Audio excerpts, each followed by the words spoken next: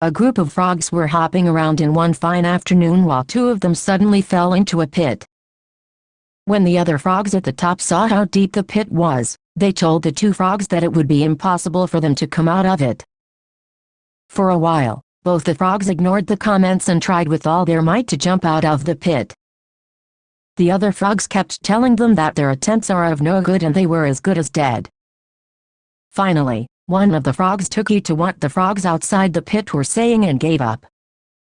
It fell deeper down the pit and met its death. The other frog continued his attempt to jump out of the pit. Once again, the other frogs yelled at it to stop the pain and accept his death. He tried even harder and finally jumped out of the pit. Every other frogs were amazed when he got out of the pit. "Did you not hear us?" asked one of the frogs. One of the other frogs explained that the frog who won over his battle with death was actually deaf. The deaf frog smiled and said, "Thank you, my friends. I couldn't have come out of the pit without you encouraging and cheering me all the time while I was in it." Moral: words are a very powerful weapon.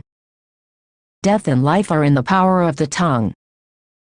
Words have the potential to produce positive or negative consequences. Words have catalyzed and stirred the nations into revolution and triumph, and with a single word, the nations have succumbed to nothing.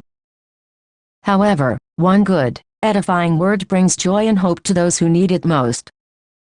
So be careful of what you speak. Speak life to those who cross your path.